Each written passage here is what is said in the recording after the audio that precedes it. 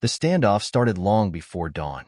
By the time we arrived in the dark, an army of police had pushed back suspended President Yoon Suk Yeol's angry supporters, who'd camped out overnight hoping to stop his arrest. Some of those I spoke to were crying, others wailing, at what they feared was about to unfold. As dawn broke, the first officers ran up to the house, but were instantly thwarted, blocked by a wall of soldiers protecting the compound. Reinforcements came, but could not help. The doors to Yoon's house stayed tightly sealed, his security team refusing the police officers' entry.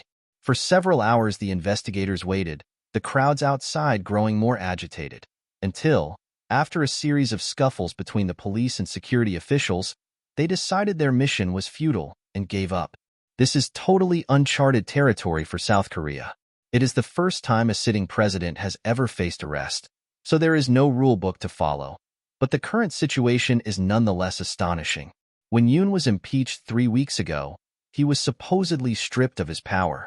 So to have law enforcement officers trying to carry out an arrest, which they have legal warrant for, only to be blocked by Yoon's security team raises serious and uncomfortable questions about who is in charge here.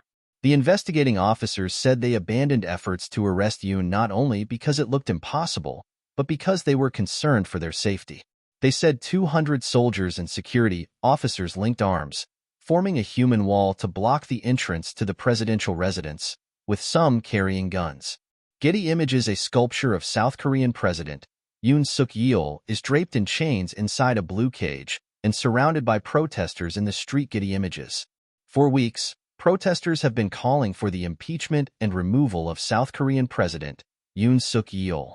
This is arguably part of Yoon's plan, leveraging a system he himself designed before he declared martial law last month. A plan we now know he cooked up months earlier. He surrounded himself with close friends and loyalists, injecting them into positions of power. One of those people is the current head of his security team, who took up the job in September. But although alarming, this situation is not entirely surprising. Yoon has refused to cooperate with the authorities over this investigation, ignoring every request to come in for questioning. This is how things reached this point, where investigators felt they had no choice but to bring him in by force. Yoon is being investigated for one of the most serious political crimes there is, inciting an insurrection, which is punishable by life in prison or death. Yoon has also spurred on his supporters, who have gathered in force outside his residence every day since the arrest warrant was issued. He sent them a letter on New Year's Day thanking them for working hard to defend both him and the country. Attempt to arrest Korea president suspended after dramatic standoff. Why is it so hard to arrest Korea's impeached president?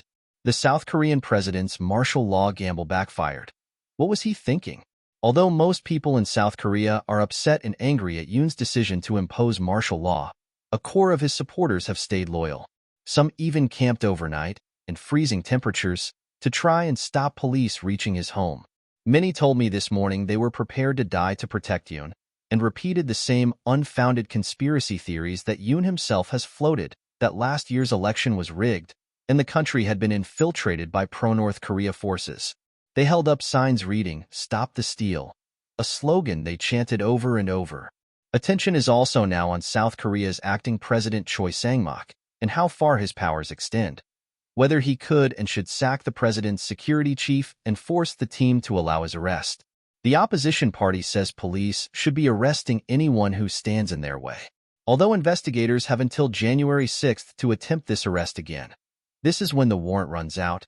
It is unlikely they will go in once more without changing their strategy or negotiating with the security team in advance. They will want to avoid a repeat of today's failure.